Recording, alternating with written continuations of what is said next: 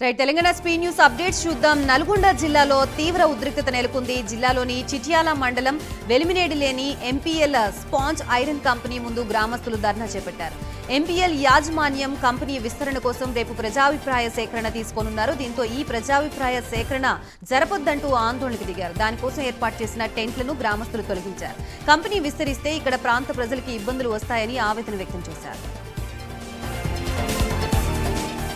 ప్రజా అభిప్రాయ సేకరణ కోసం ఏర్పాటు చేసిన టెంట్లని స్థానికులు పీకడంతో పోలీసులు అడ్డుకున్నారు. దీంతో గ్రామస్తులు పోలీసుల మధ్య వాగ్వాదం జరిగింది. అక్కడి నుంచి గ్రామస్తులు వెళ్లిపోవాలని పోలీసులు హెచ్చరించినా అక్కడే బైఠాయించారు. దీంతో పోలీసులు స్వల్ప లాఠీచార్జ్ చేశారు. ఆందోళనకారుల్ని చెదరగొట్టారు. గ్రామస్తులు మాత్రం కంపెనీని విస్తరించొద్దని డిమాండ్ చేస్తున్నారు.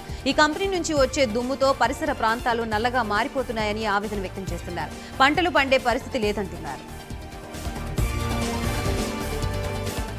ఎమ్మెల్యే కోట ఎమ్మెల్సీ ఎన్నికలకు కాంగ్రెస్ ఎమ్మెల్సీ అభ్యర్థులు నామినేషన్లు దాఖలు చేశారు. కాంగ్రెస్ పార్టీకి చెందిన బల్మూరి వెంకట్, మహేష్ కుమార్ గౌడ్ నామినేషన్లు దాఖలు చేశారు. మంత్రులు ఉత్తమ్ కుమార్ రెడ్డి, పొంగులేటితో కలిసి ఇద్దరు అసెంబ్లీ నామినేషన్ పత్రాలను సమర్పించారు. కాంగ్రెస్ పార్టీలో కష్టపడి పనిచేసిన వారికి గుర్తింపు దక్కుతుందని, ఇందుకు మహేష్, వెంకట్ నే పెద్దల సభకి పంపడమే ఉదాహరణ అని ఉత్తమ్ అన్నారు. ఎమ్మెల్సీ ఎన్నిక ఏకగ్రీవం అవుతుందని భావిస్తున్నారని ఆయన తెలిపారు. ఎన్టీఆర్ ఘాట్ వద్ద ఉద్రిక్తత నెలకొంది. ఈ రోజు నందమూరి తారక రామారావు వర్ధంతి సందర్భంగా ఎన్టీఆర్ ఘాట్ వద్ద నందమూరి అభిమానులు, టీడీపీ శ్రేణులు ఫ్లెక్సీలు ఏర్పాటు చేశారు. ఈ ఫ్లెక్సీల్లో బాలకృష్ణ ఫోటో లేదని బాలయ్య అభిమానులు జూనియర్ ఎన్టీఆర్, కళ్యాణ్ రామ్ ఫ్లెక్సీల్ని తొలగించారు. దీంతో ఎన్టీఆర్ ఘాట్ వద్ద ఉద్రిక్తత నెలకొంది.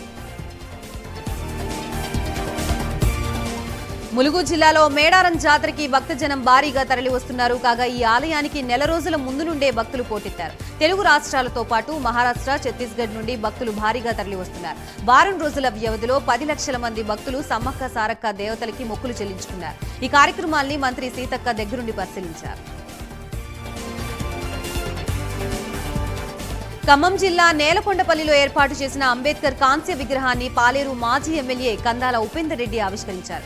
రాజ్యాంగ నిర్మాత, భారతరత్న డాక్టర్ బాబాసాహెబ్ అంబేద్కర్ ఆలోచన విధానం నేటి తరానికి ఆదర్శప్రాయమని ఉపేందర్ రెడ్డి అన్నారు. బాల్యం నుండి వివక్షని ఎదుర్కొంటూ భారతదేశ ప్రజాస్వామ్య వ్యవస్థలో అత్యంత కీలకమైన రాజ్యాంగాన్ని రూపొందించే స్థాయికి బాబాసాహెబ్ అంబేద్కర్ ఎదిగారన్నారు. అంబేద్కర్ విగ్రహాన్ని ఆవిష్కరించడం తన అదృష్టంగా భావిస్తున్నట్లు తెలిపారు. చైతన్యపురి పోలీస్ స్టేషన్లో ఏసీబీ అధికారులు దాడులు నిర్వహించారు. ఇద్దరు కోర్టు కానిస్టేబుళ్లతో పాటు కోర్టు అధికారుల్ని రెడ్ హ్యాండెడ్ గా పట్టుకున్నారు. ఒక కేసు విషయంలో కానిస్టేబుల్ నిందితుని దగ్గర డబ్బులు డిమాండ్ చేశారు. దీంతో బాధితుడు డబ్బులు ఇవ్వాలంటూ తనని వేధిస్తున్నారని ఏసీబీ అధికారులకు ఫిర్యాదు చేశారు. దీంతో అర్ధరాత్రి చైతన్యపురి పోలీస్ స్టేషన్లో అధికారులు సోదాలు చేపట్టారు. హైదరాబాద్ కార్వాన్ నియోజకవర్గంలో పలు కాలనీల్లో commissioner Ronald Ross, MLA Kausar Mohiuddin పర్యటించారు.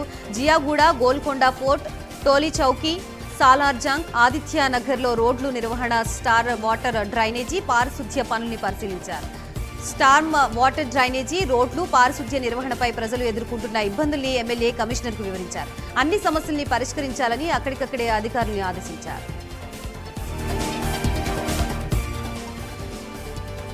హైదరాబాద్లోని మూసాపేటలో రోడ్డు ప్రమాదం జరిగింది. కేపీహెచ్బీ నుంచి ఎర్రగడ్డికి ఓ యువతి బైక్ పై వెళుతున్న సమయంలో వెనుక నుంచి వాటర్ ట్యాంక్ ఢీకొట్టింది. ఈ ప్రమాదంలో యువతి అక్కడికక్కడే మరణించింది. మృతురాలు కర్నూలు జిల్లాకి చెందిన సునీత. జాబ్ కోసం కేపీహెచ్లో ఉంటుందని సునీత పోలీసులు గుర్తించారు. హైదరాబాద్లోని ఎన్టీఆర్ భవన్లో రక్తదాన శిబిరాన్ని ఏర్పాటు చేశారు. ఎన్టీఆర్ వర్ధంతిని పురస్కరించుకుని నారా భువనేశ్వరి కార్యక్రమాన్ని ప్రారంభించారు. అనంతరం దివ్యాంగులకి దుప్పట్లు పంపిణీ చేశారు. పెద్ద ఎత్తున కార్యకర్తలు పాల్గొని బ్లడ్ డొనేట్ చేశారు.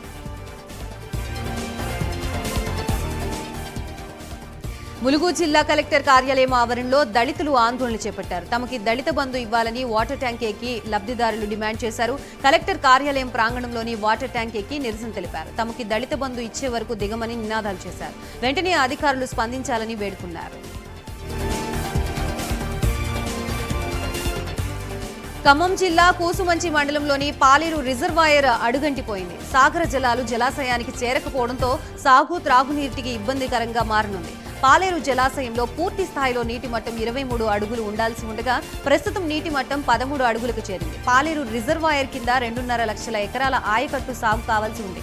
పాలేరు రిజర్వాయర్లో రోజు రోజుకి పూర్తి స్థాయిలో నీటి మట్టం తగ్గుతూ ఉండటంతో రానున్న రోజుల్లో త్రాగునీటికి 3 జిల్లాల ప్రజలు ఇబ్బంది పడాల్సి ఉంటుంది. అధికారులు ఇప్పటికైనా చొరవ తీసుకుని సాగునీటికి ఇబ్బంది లేకుండా చర్యలు తీసుకోవాలని రైతులు, ప్రజలు కోరుతున్నారు.